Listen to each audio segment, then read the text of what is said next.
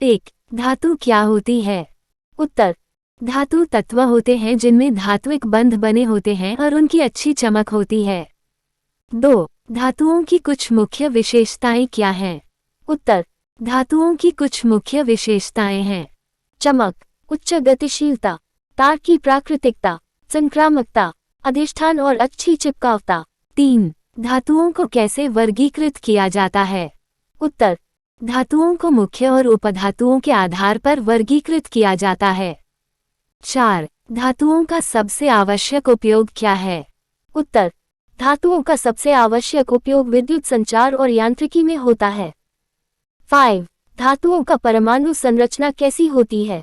उत्तर, धातुओं का परमाणु संरचना समधर्मीय होती है, जिसमें केंद्रीय धातुमय गोलाकार निकेल नक्की होता है और उसके चारों ओर इलेक्ट्रॉनी चक्र घूमते हैं।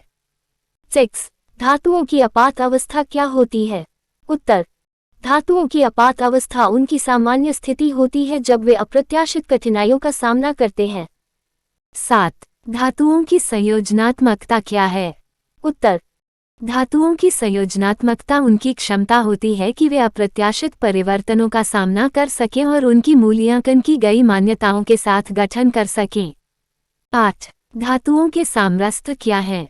उत्तर, धातुओं के साम्रास्त्र उनके आपात अवस्था के आधार पर तय किए जाते हैं और वे उनकी प्रतिष्ठापना क्षमता को दर्शाते हैं।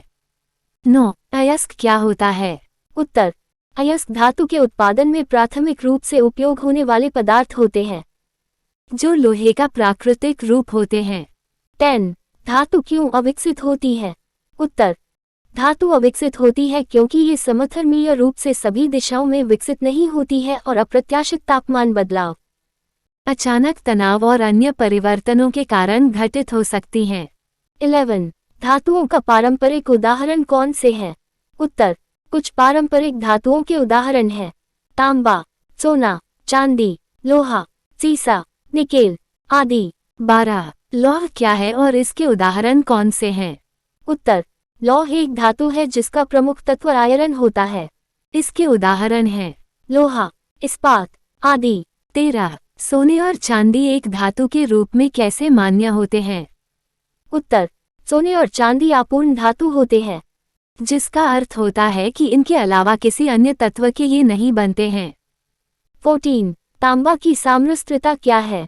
उत्तर, तांबा की साम्रस्त्रता अधिष्ठान की कमतरता को दर्शाती है, जिसे इलेक्ट्रॉनी विचरण कहा जाता है। 15, धातुओं के उत्पादन में कौन कौन से उपकरण प्रयोग होते हैं?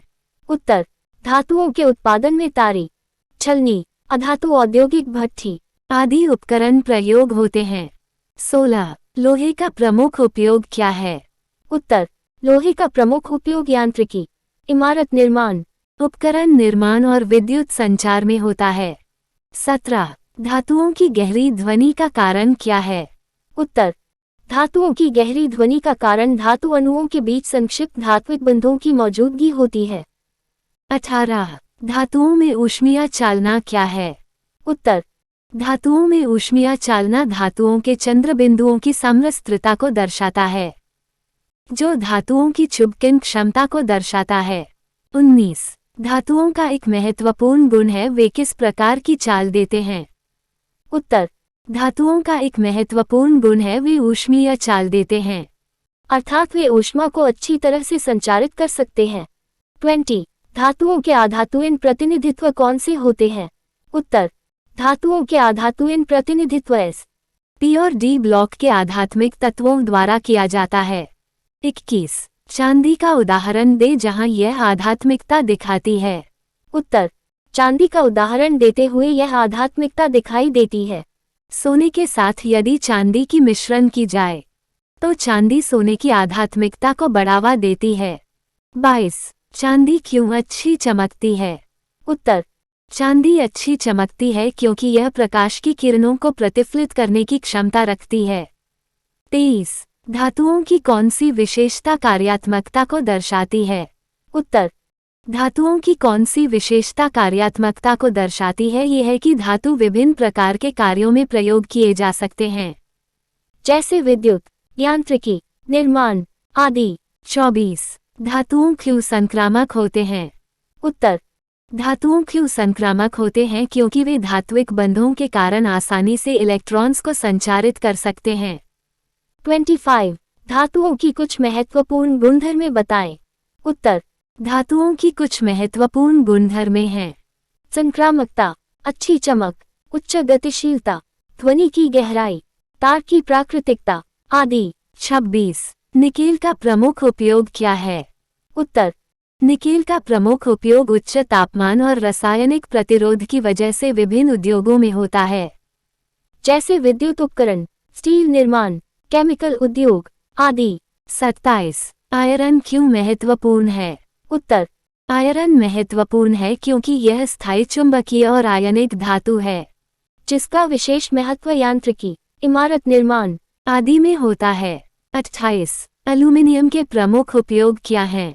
उत्तर, एल्यूमीनियम के प्रमुख उपयोग यांत्रिकी, विमानन, इलेक्ट्रॉनिक्स, कार्यालयी औद्योगिक उपकरण आदि में होते हैं। 29. धातुओं में कौन कौन से ब्रह्मजनिक यंत्र विद्यमान होते हैं?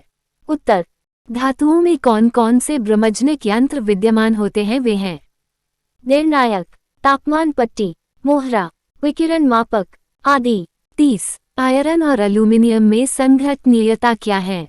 उत्तर, आयरन में संघटनीयता है तो एल्यूमीनियम में कणों के एक नियमित गठन की अनुपस्थिति होती है। 31. तांबा क्यों अधिष्ठान की कमतरता दर्शाता है? उत्तर, तांबा अधिष्ठान की कमतरता दर्शाता है क्योंकि इसमें इलेक्ट्रॉनी विचरण की कमतरता होती है, जिसके कारण धातुओं के बीच प्रतिरोधी बंध पैदा नहीं होते हैं। 32. धातुओं में कौन कौन से उपयोग होते हैं यांत्रिकी में? उत्तर, धातुओं में यांत्रिकी में उपयोग होते हैं लोहा, इस्पात, आयरन, एल्यूमीनियम, ब्रास, कॉपर आदि। 33. लोहे और इस्पात में क्या अंतर है? उत्तर, लोहा और इस्पात दोनों आयरन के आध्यात्मिक यौगिक होते हैं, लेकिन इस्पात में कार्बन की योग्यता और अनुपस्थिति लोहे से अधिक होती है। 34. तांबा का प्रमुख उपयोग क्या है? उत्तर, तांबा का प्रमुख उपयोग यांत्रिकी, बिजली और प्रतिरोधी उपकरणों में होता है। 35. धातुओं में कौन कौन से विद्युतीय गुण होते हैं? उत्तर, धातुओं में कौन कौन से विद्युतीय गुण होते हैं? प्रतिरोध, चालना, अवरोहन आदि। 36. धातुओं की प्राथमिक स्वरूप विचरण क्या होता है? उत्तर, धातुओं की प्राथमिक स्वरूप विचरण धात्विक बंधों की आपसी तान के कारण होता है। 37. एल्यूमीनियम और कॉपर के प्रमुख उपयोग क्या हैं? उत्तर, एल्यूमीनियम का प्रमुख उपयोग विमानन, यांत्रिकी, इलेक्ट्रॉनिक्स, कार्यालय औद्योगिक उपकरणों में होता है, जबकि कॉपर का प्रमुख उपयोग विद्युत उपकरणों, ट्रांसमिशन लाइनों, उपकरणों आदि में होता है। 38. धातुओं की कौन कौन सी विशेषताएं इलेक्ट्रॉनिक्स में महत्वपूर्ण होती हैं? उत्तर, धातुओं की कौन कौन सी विशेषताएं इलेक्ट्रॉनिक्स में महत्वपूर्ण होती हैं? वे हैं संधारिती, विभावकता, संक्रामकता, अवरोहन आदि। 39. लोहे के प्रमुख उपयोग क्या हैं? उत्तर, लोहे का प्रमुख उपयोग इमारत निर्माण, मशीनों, वाहनों, उपकरणों आदि में होता है। 40. एल्यूमीनियम और तांबे की चुंबकीय आकृति क्या होती है?